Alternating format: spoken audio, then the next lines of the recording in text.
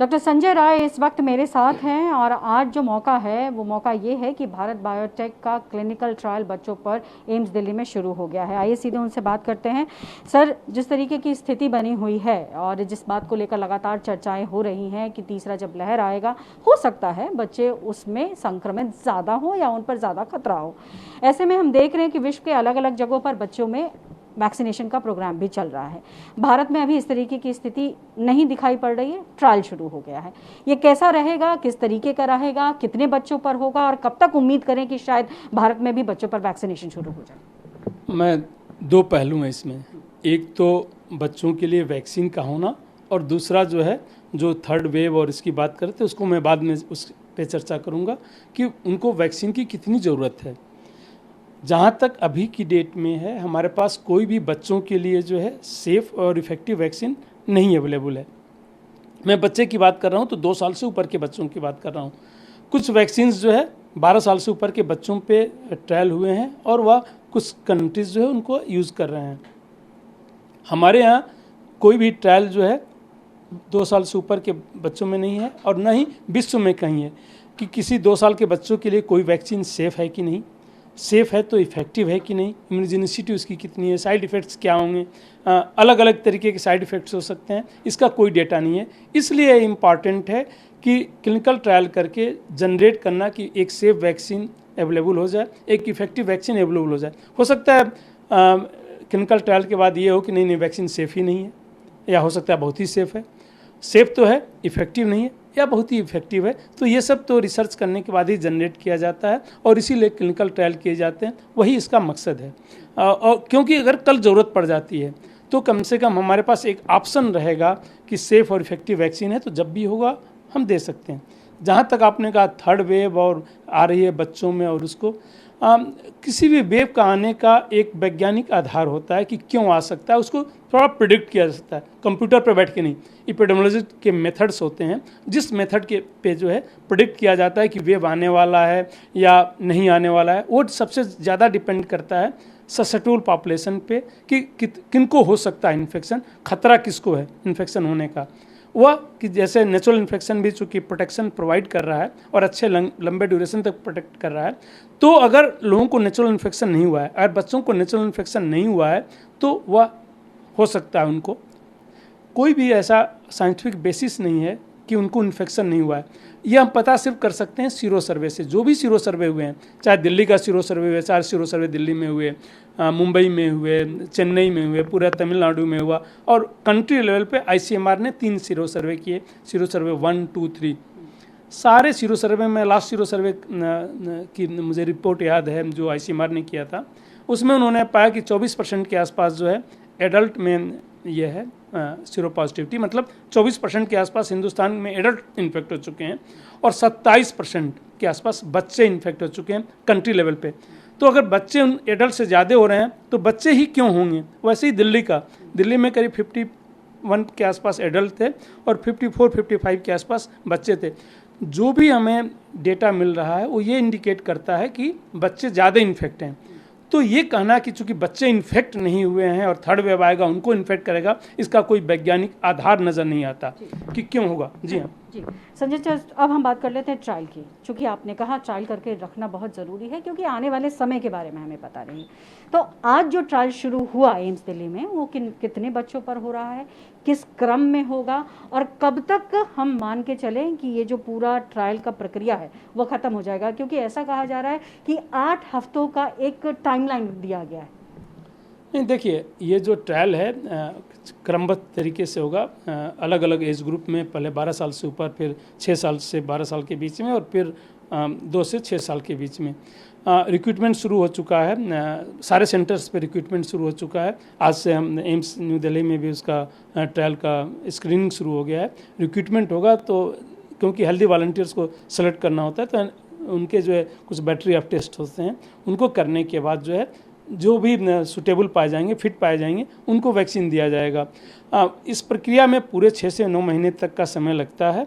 लेकिन अगर इम्यूनोजेनिसिटी का डेटा जनरेट हो गया, सेफ्टी का डेटा जनरेट हो गया और रेगुलेटरी अथॉरिटी को लगता है क्योंकि एडल्ट में ये वैक्सीन जो है सेफ़ है, ये डिमॉन्स्ट्रेट किया जा चुका है, वैक्सीन जो इफेक्टिव है ये भी डिमॉन्स्ट्रेट किया जा सकता है, और अगर एंट्रीम एनालिसिस पे ही रेगुलेटरी अथॉरिटी को लगता है कि यह सफिशिएंट है डेटा, और उनको ये लगता है कि इस समय ज़रूरत है, कभी इमरजेंसी सिचुएशन ऐसी आ जाती है कि ज़रूरत है, तो डेफिनेटली उसको जो है वो अप्रूव कर सकते हैं, बट ये उनका प्रोगेटिव है, उनके अधिकार क्षेत्र में आता है। एम्स में कितने बच्चों पर ट्रायल होगा, एम्स दिल्ली में? देखिए, ये जब मल्टी सेंट्रिक स्टडी है तो एग्जैक्ट नंबर बताना मुश्किल होता है। वो जैसे जैसे रिक्रूटमेंट चलता जाता है वैसे वैसे जो है रिक्रूट होते रहते हैं। पे जब नंबर कंप्लीट हो जाता है किसी भी सेंटर पे, तो चूँकि कंप्यूटराइज होता है तो अपने आप बंद हो जाता है। तो जैसे हमने, हाँ, जैसे हमने नहीं, संख्या जो है ओवरऑल संख्या होती है 175 के आसपास जैसे करना है, तो सारे सेंटर मिला के हो सकता है 30-40 भी कर लें, हो सकता है 10 पे ही खत्म हो जाए।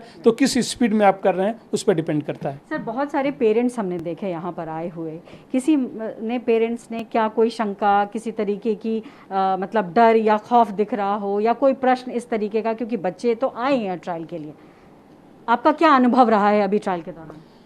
जो मैं ये कहूँ कि जिस तरीके से फेज़ 1 फेज़ 2 जब एडल्ट का हो रहे थे, लोग अति उत्साहित होकर आ रहे थे।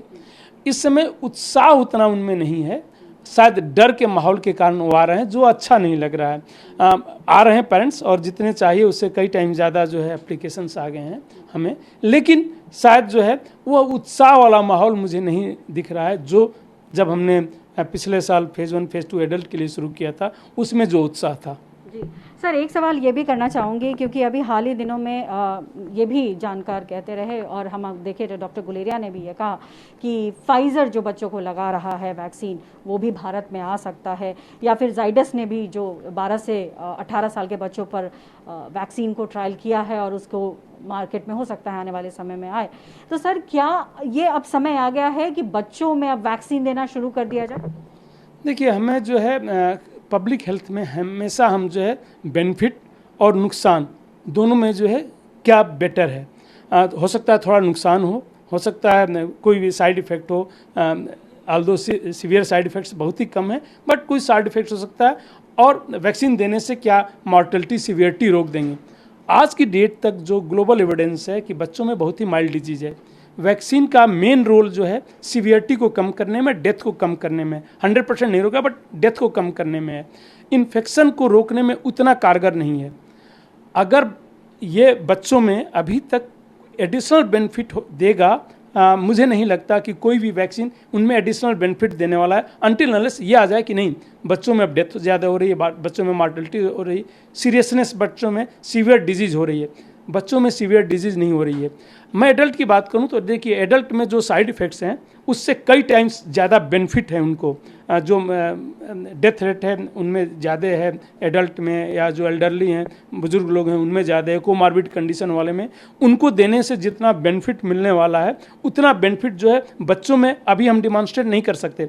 इसलिए जब बच्चों का अगर वैक्सीनेशन प्रोग्राम शुरू करें तो हमें बताना चाहिए कि बच्चों में इतनी सीवियरिटी है, इस वैक्सीन देने के बाद हम सीवियरिटी में इतनी कमी आएगी, और उसको मॉनिटर करना चाहिए, क्योंकि कोई मापदंड होना चाहिए। ज़बरदस्ती बच्चों को देने के लिए अभी तक जो है शायद कोई भी वैज्ञानिक आधार नज़र नहीं आ रहा है।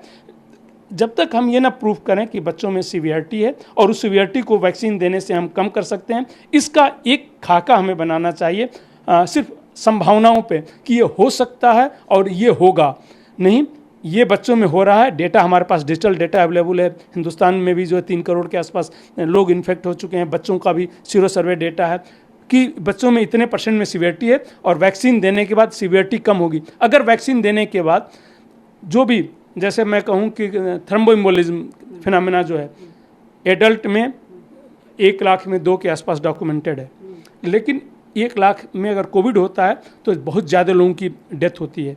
1 लाख में जो है 1% के आसपास भी अगर देख लें तो करीब 100 लोगों की डेथ होगी।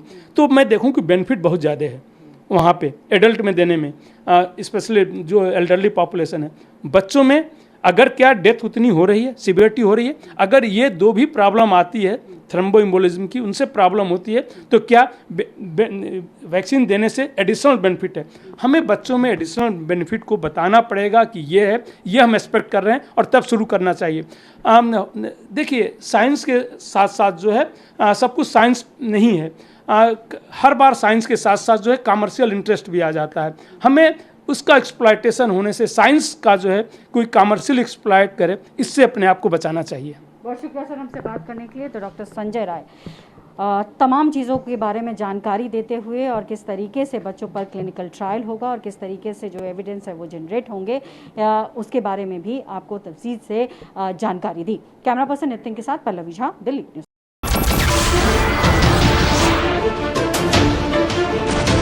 नमस्कार, मैं हूं मानक गुप्ता। अगर आपको हमारा ये वीडियो पसंद आया हो तो इसे लाइक और शेयर जरूर करें, और हाँ, हमें सब्सक्राइब और फॉलो करना ना भूलें ताकि आप देश और दुनिया की कोई खबर मिस ना करें। तो जुड़े रहिए हमारे साथ और देखते रहिए न्यूज़ 24।